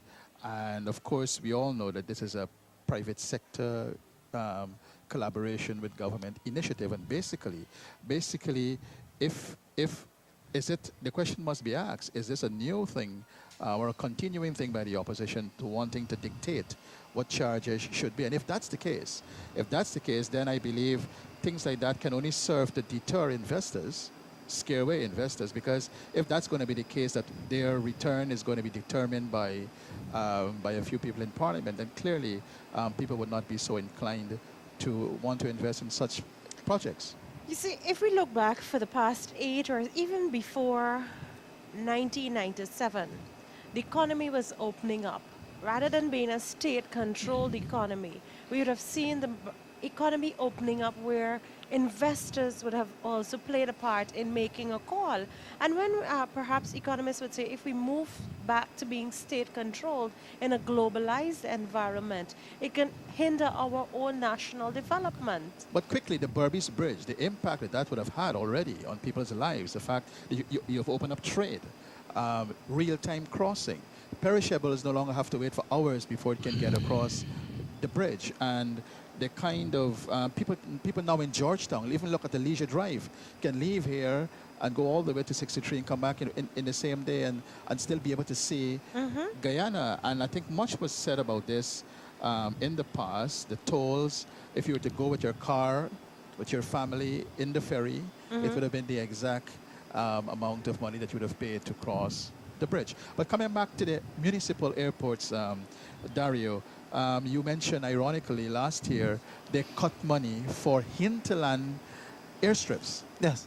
And now you're proposing development, full development of municipal airports in the hinterland. Perhaps it's a recognition that the economy is growing and the future, the optimism. Perhaps we can look at it on a positive side, that there's some amount of optimism there. I like the contrast that was drawn, though, by Honorable Member Indra Chandrapal. Quite opposite to the tone as set out by Joe Harmon, as though nothing, and that's what MP Chandrapal said. The opposition seemed to want to have the Guyanese people believe that absolutely nothing is happening in this country. Yet, in the 2013 December report from the IMF singled out Guyana as a beacon of the region and highlighted the fact that it has to be rescuing the economies of several sister CARICOM countries, when in fact Guyana is growing consistently economically. But we have another clip here from what Mr. Joe Harmon said earlier, and this time it has to do with the hinterland airports. Mr. Speaker, in relation to the airstrips, we have seen an increase in the persons traveling to the hinterland to live and to earn a livelihood. Mr. Speaker, the APNU says this, that we must have at least one municipal type airport in regions 1, 7, 8, and 9. We believe that it is time that the development of our country be put on such a footing. These municipal airports, Mr. Speaker, must have proper lights, proper airstrip facilities, terminal buildings with proper lavatory, restrooms, and other facilities. That is what we mean by a municipal type airport. 13 is going to come in. Very interesting indeed. And as I was saying earlier, last year they cut money for the development of airstrips in some of the hinterland communities. And how important are these airstrips? Because to get in food supplies, medical supplies, hinterland trading, and expansion of agriculture, economic activities to expand that as well. And by cutting that last year, And now this year you're going to call for municipal airports. I mean, it's a great suggestion, but it's the inconsistency of saying one thing one time and saying something else. I'll tell you the what, other perhaps persons are looking and saying, breathing a sigh of relief. Maybe that's one that I will go through, because we have seen of late, let's say the last half decade, that a number of hinterland communities have been developing, and more recently, as a result of the LCDS funds made available, we've seen a lot of development in hinterland communities. We are seeing now equitable access to resources by our indigenous people. And I think that is something that the government ought to be applauded for. In fact, Honorable Pauline Sukai, Minister of Amerindian Affairs, highlighted many of the areas in which major interventions are taking place in the hinterland. 10,000 solar home systems distributed to families across the hinterland. We have the Amerindian Development Fund that has already started. 26 of the communities that have developed their community development plans have received funding already and have started implementing. The first phase is valued at about 1.9 million US dollars, and by the end of phase 2, it's projected that the entire Amerindian Development Fund will amount to about 6 million US dollars. This in addition to land titling and all the other interventions that are empowering hinterland people under the LCDS. Of course, all of these fundings are coming from monies that we have earned under the LCS through our MOU with Norway for carbon services. I want to make one other point on airports. We have already, from Mr. Harman's presentation, we got the clear indication that they will not, they will cut monies for the expansion of the Cherry Jagan International Airport. But in the same breath, you're calling for other airports to be built in the country. But coming back to the Amerindian Affairs Minister, some other things that she mentioned, the Hinterland Scholarship Program, some 70,000 students would have benefited and passed through this program. They now have access to quality and equitable education coming out from that. Tractors and trailers were provided to boost agriculture. You mentioned the $2 billion for hinterland, well, $2 million for hinterland roadways. And of course, roadways, there is nothing else that can open up development like roadways. We have a clip, and after that clip, we'll be joined by the Honorable Minister within the Ministry of Finance, Bishop Juan Edgel. But we go to a clip from the Honorable Minister of Amerindian Affairs, Pauline Sukai, telling us about hinterland road development. Mr. Speaker, household solar unit distribution. For the first time in the history of Guyana, Jumbie lamps are extinguished. As we speak, Amerindian residents have benefited from the distribution of more than 10,858 solar home unit systems. And there we had that. There we had that, dear. I think, Niaz, before we get to the Honorable Juan Edgel, it is important to note that the Amerindian as a group, as a result of policies, we're now seeing them being integrated as part of the mainframe of the Guyanese society. And this is not done ad hocly, but rather in a sustained manner.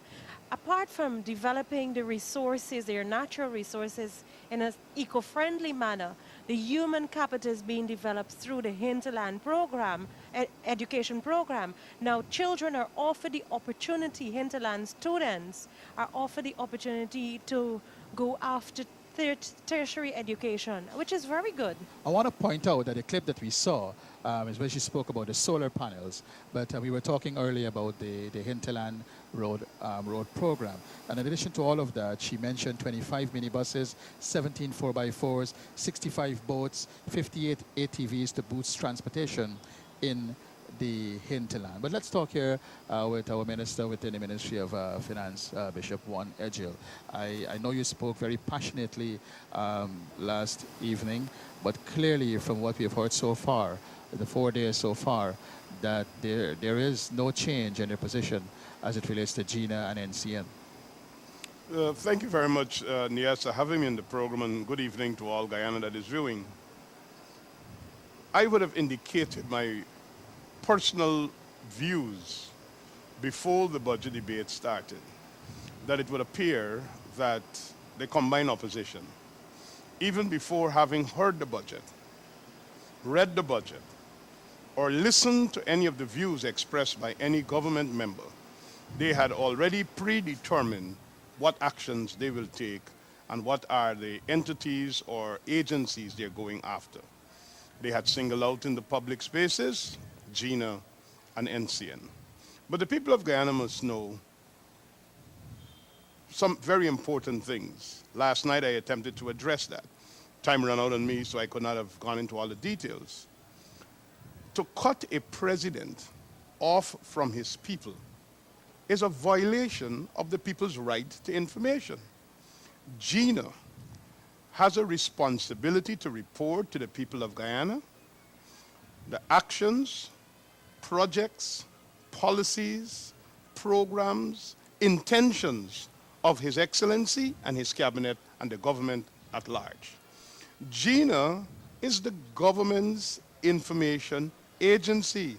GINA is the spokesperson or the outfit through which the president and his cabinet gets information out to the public. GINA does not work for the opposition. So clearly there must be some other reason for wanting to cut GINA's budget. The problem here is about propaganda. The president has a right, and we have established that. The opposition, they have developed their own niche in various sections of the media that are friendly to them. And they go out there every week on stations, in the newspapers, getting their views across to the public and those who they wish to influence. The government's sole outfit, and I make this point carefully, the government's sole outfit. I know there might be those who might be saying they are friendly stations who carry GINA things and the rest of it, but the government's sole outfit for the communicating of information, dissemination of information, is GINA. It's GINA.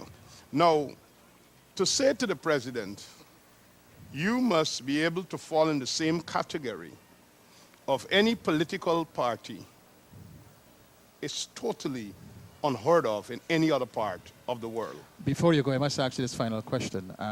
This also has implications for families, people who are working at GINA. Oh yes, 40+ families will be suffering. But we would have seen 2012 and 2013, it is the same action. I think something is happening. Something is happening. And Niaz, it is no secret that a lot of the people who work in the private media, no matter what name they carry, their training ground was either GINA or NCN. It is either GINA or NCN. They have received training, and then they go off to the private media, probably make more money. That's one of the reasons they're moving. But it's an important point here. This is about influencing minds.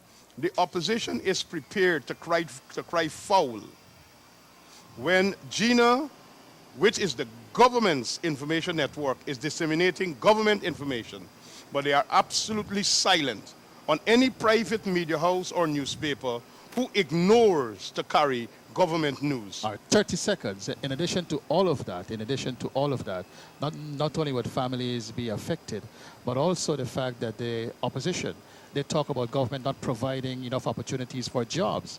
And here is an attempt to reduce jobs. I spoke about this last night in my presentation, the blindness that exists in the opposition because of their bitterness. The same things they're accusing the government of not doing are the things by their very actions they are contributing to.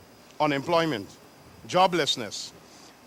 To cut GINA's budget, NCN's budget, to attack Amila Hydro, to attack all of the transformational and developmental projects that exist, it is only one thing in mind: to cause the people of Guyana to suffer so that the people will be able to say, look what's happening to us, and hopefully they are thinking that the government will be blamed. Thank you very much, Minister. Minister Juan Ejil, Minister within the Ministry of Finance. Let's go to that clip where Minister Pauline Sukai spoke about hinterland roads. Mr. Speaker, many of the opposition benches or members from the opposition benches have said that they have traveled the length and breadth of the hinterland. Mr. Speaker, I'm happy to say that they could only have done that because it was this government who have instituted Hinterland Road program, making it possible for you to travel throughout the length and breadth of the hinterland.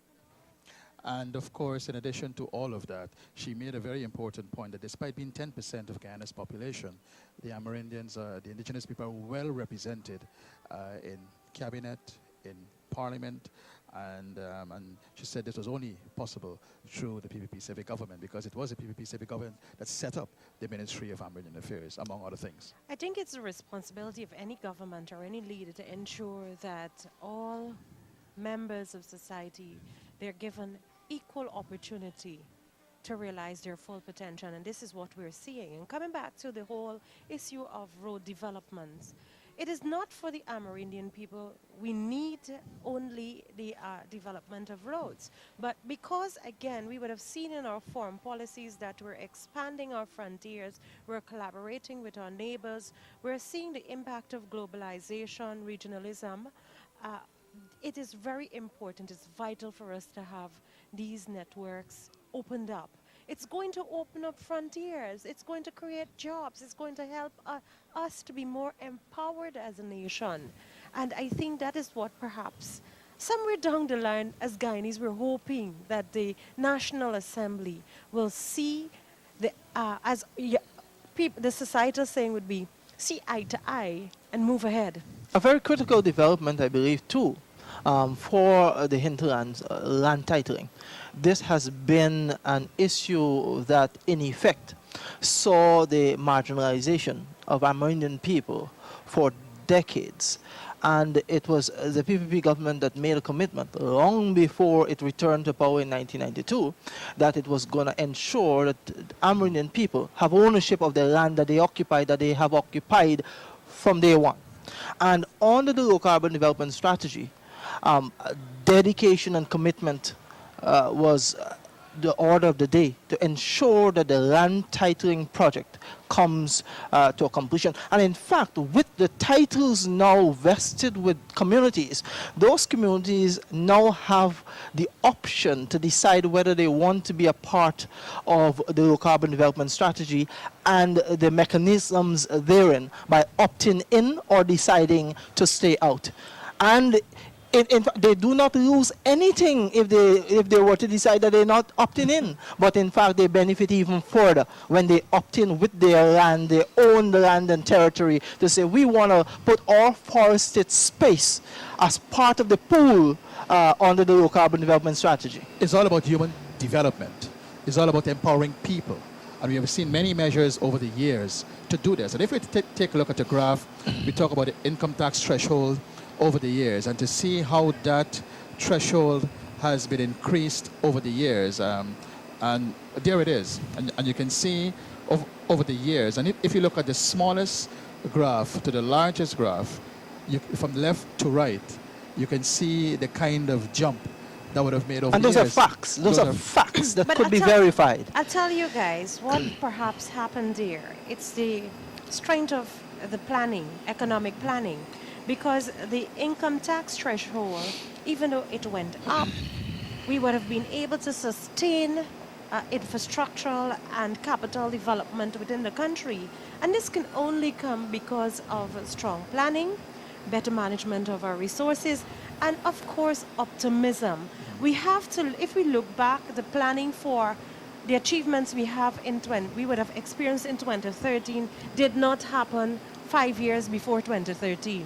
It started way back in the 90s, in the early 90s, under the PPPC administration. And coming back to taxes, I know there was a talk about taxes, and perhaps in tomorrow's presentation we'll hear more about why and the benefits of not having the threshold increase this year, and to see how the policies that will be put forward this year will enable persons to increase their income. And take, for example, we were listening to the Honorable Pauline Sukai's speech.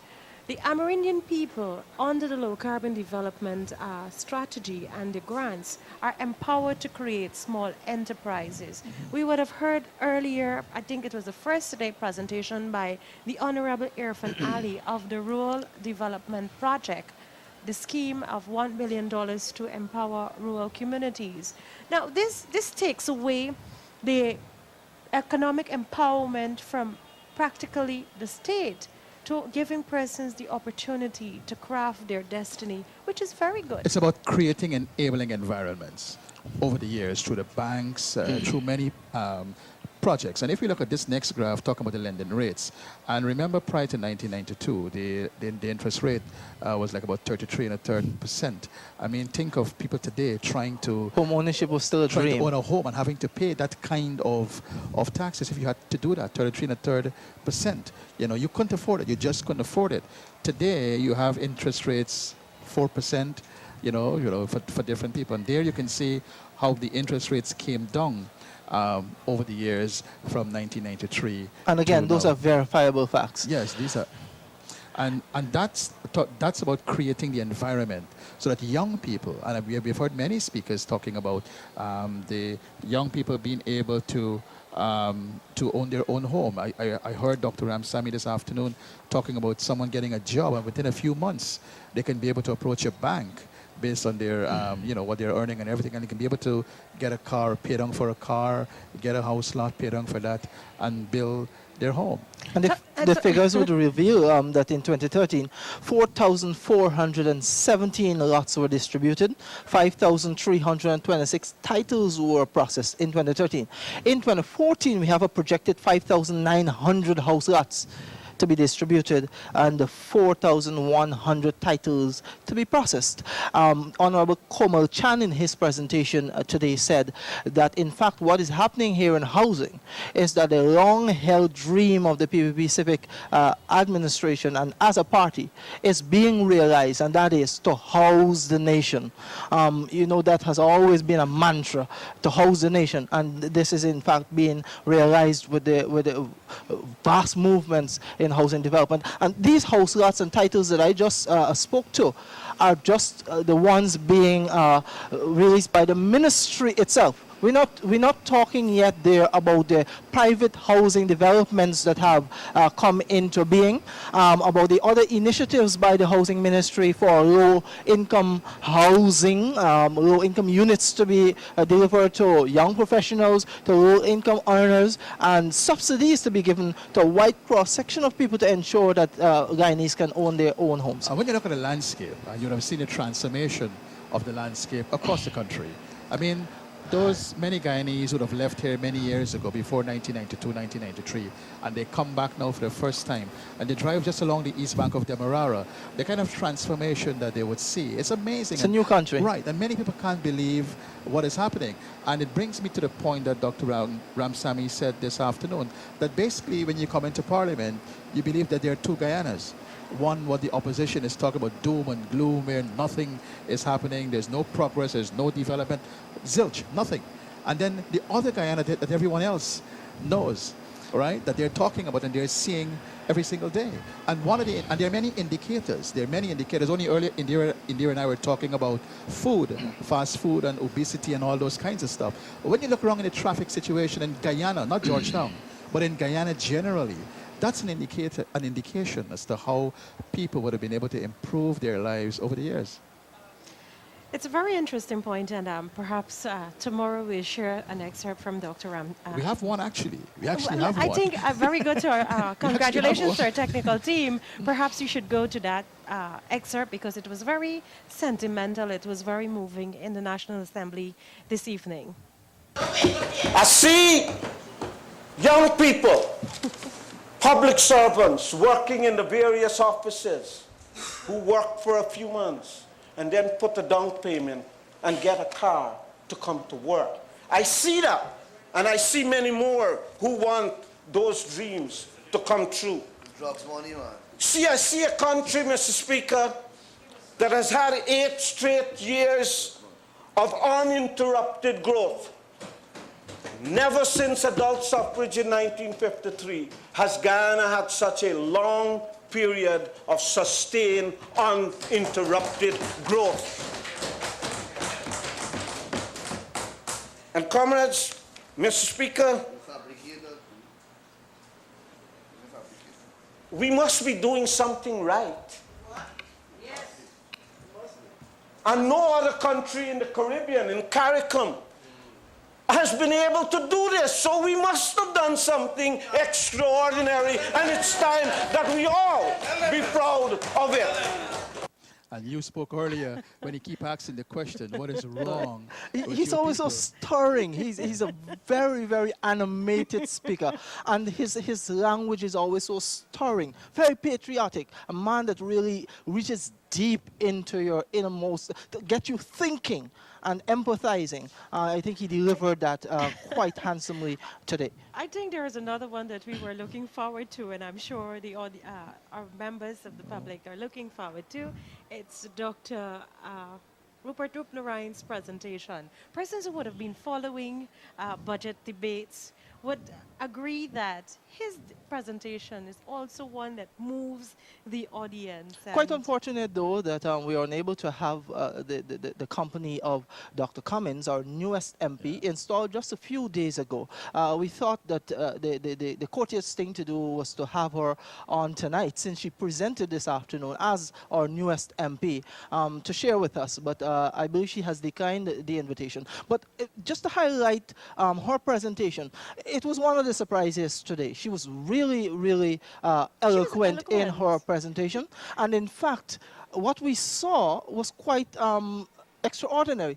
She lauded the entire health program of the budget. In its entirety, she lauded the health program. And for every criticism she had a recommendation. And I really appreciated that. And two of those recommendations I wanted to highlight. She asked that the government look at strengthening the focus on primary health care, which I think is very important and a sound recommendation indeed. But one of the other recommendations she made, I believe, without the benefit of what has developed over the past few months or so, was that we needed to reestablish guidance clubs in schools. In fact, we have such a facility existing in the schools, only under a different name. UNICEF has supported the Ministry of Education for the establishment of the Life, Health and Family Education Program. And that program, in effect, is providing guidance and counseling for students in terms of family planning and life issues. All right, we have to go, but before we go, two things quickly. Dr. Ramsamy reminded that Guyana is a country that has moved now from a poor country to middle-income developing country, and also that's what Guyanese don't know that, you know. Yeah. But he reminded, so I hope that people can understand that we have moved, and also that Guyana is one of the few countries that was able to attain universal treatment on HIV and on the elimination of mother-to-child transmission. And life expectancy has moved now 70 plus. On that note, as we said earlier when we started, today, day 4, it started out with the news that Member of Parliament from Apnu, Mr. Jai Paul Sharma, had tendered his resignation. And as we said, we are told that they're now going through the necessity to have a replacement very soon. Indira, Dario, thank you very much. Nia Saban, thank you for watching. Join us tomorrow. Bye-bye.